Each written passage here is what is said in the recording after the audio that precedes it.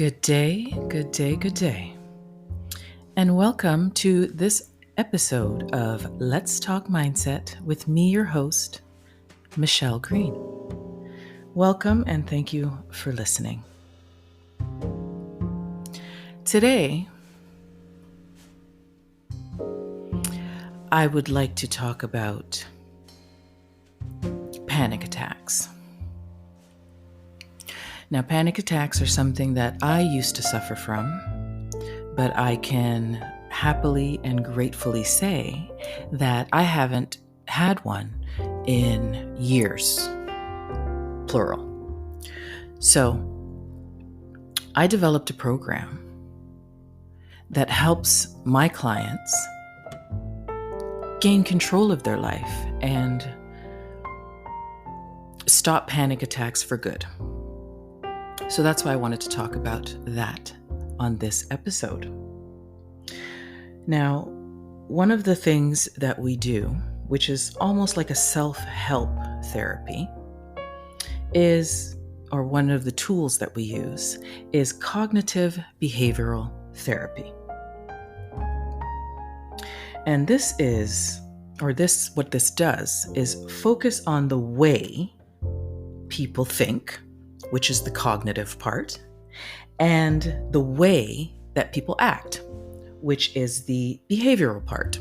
So CBT, in short, suggests that our thoughts about a situation affect how we feel about that situation, emotionally and physically, both, and how we behave in those situations, right? So wouldn't it be nice for those of you who, like me, suffer or used to suffer from panic attacks, wouldn't it be nice to wake up ready to greet the day with no fears? That would be awesome, wouldn't it? Well, here's how you do it. First of all, I want to tell you what panic attacks are for those of you who don't know. They're almost like you feeling like you're going to die. They come seemingly out of nowhere. You can get dizzy. Your heart can start pounding. You can have difficulty breathing, all of these things. And then you feel like you're dying or you're going crazy. And then when it's all over, which is seemingly quite quick, right? Then you start to feel humiliated because you're just sitting around now waiting for this stupid panic attack to come back, for it to happen again, right? Instead of fully living. So, I want to talk about fear for a moment. Fear is a result of negative creative thinking. Okay? Remember that. I'm going to repeat it. Fear is a result of creative negative thinking. And one of the techniques that I would like to share with you today is called the exposure technique. And I used it. I learned about it in a book, and I used it on myself, and I share it with my clients. So what it is let's look at your fear as a bully, right? You're in high school, grade school, whatever, elementary school, and you got this bully, and every day your mother gives you lunch money, and every day this bully pushes you aside and takes your lunch money. And this happens for weeks, months, however long. Right? Now remember, the bully is a symbol for your fear, which is what triggers panic attacks, right? Okay. So now, let's say that one day you decide that you're going to confront this bully, your fear, right? And you decide that you go to school that day and you decide, today is not the day and I am not the one. You are not getting my lunch money today. And in fact, here I am. Take your best shot.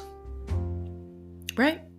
Let's say you did that with the bully in elementary school one day. And What do you think would happen if you did that? There's a few scenarios. First of all, you can get your ass kicked. Let's just get that off the list. You could get your ass kicked. The bully could be bigger, stronger, and know how to fight. So you could get your ass kicked. Or maybe the bully is just a bully and they're only good at bullying, right? And you're stronger and you know how to fight and you kick the bully's ass. Either way, I guarantee you, one result will happen either way. I guarantee you that that bully will never affect you the same way ever again.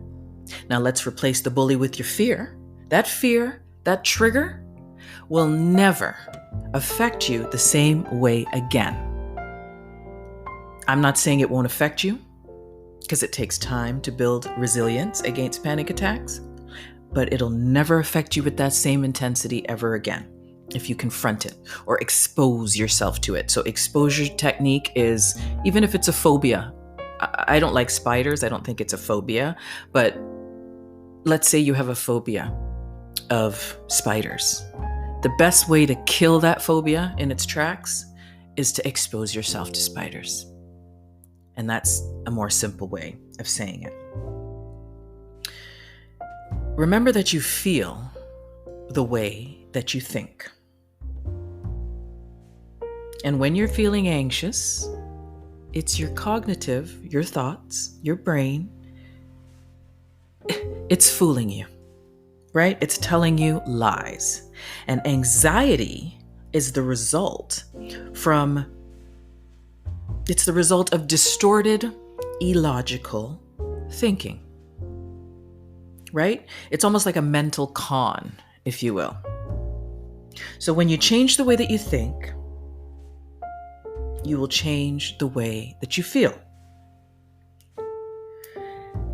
Remember, anxiety results from our thoughts, our cognitions, right? This is where it comes from. So your thoughts create your feelings. And I know you've heard me say this more than once. Your thoughts create your feelings. So what thoughts create anxiety? This is why we need to be mindful of our moods and how we're feeling, because I guarantee you, if you're feeling crappy in an hour, it's a result of what you were thinking an hour ago or a few hours ago, right? That's just how it works, right? So once you start to feel anxious, your negative thoughts begin to reinforce your fears, right?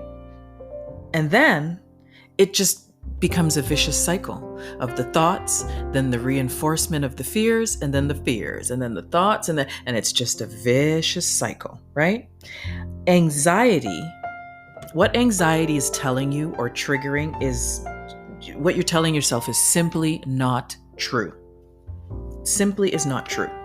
Now, healthy fear is good. Healthy fear can keep you alive. Healthy fear in an emergency where there's a big bear coming at you in the woods, right? Healthy fear can keep you alive. However, cognitive distorted thinking is a big trigger for panic attacks, right? Your brain, your thoughts are lying to you. And here are some of the cognitive distorted thinking key points, if you will, or what to look for. An all or nothing type of thinking. So either you're a success or you're a failure. There's no in between. Overgeneralizing. So you view one single negative as a pattern of defeat. And you say things like, see, this always happens to me.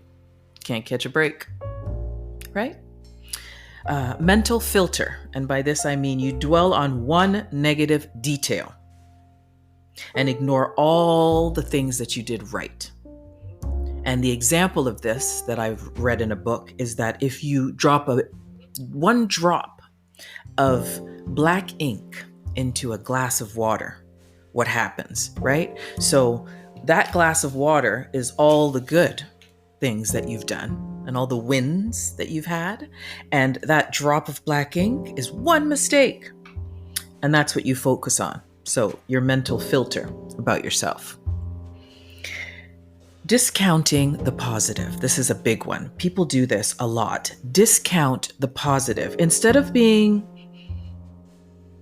What you do, and you insist that your positive qualities or your wins, again, I'll use that word, they don't count.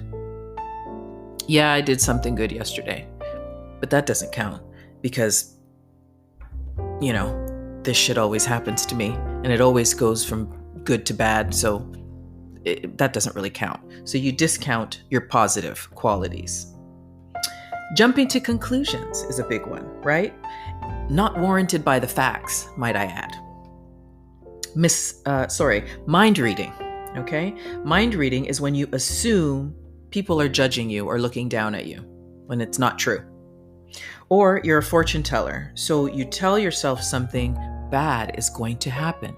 You're sitting around waiting for something bad to happen. Example, another panic attack. Just sitting around waiting for it to happen. There's magnification and there's minification. So totally blowing something out of proportion completely, or minimizing something that is bigger than, that should be minimized, kind of sweeping it under the rug. So that's that. Another key one is emotional reasoning. So you reason from how you feel, right? Outward from how you feel. So I feel anxious, so I got to be in danger, right? When there really is no danger. It's just perceived, right? Should have statements, right? So you criticize yourself and others with shoulda, coulda, woulda, statements, or you should do this, or you have to do this kind of thing, and criticize yourself. Labeling. Now this one is very popular because we label ourselves and we allow other people to label us. So labeling is a generalized single flaw or shortcoming that's perceived by you, by the way, right? That you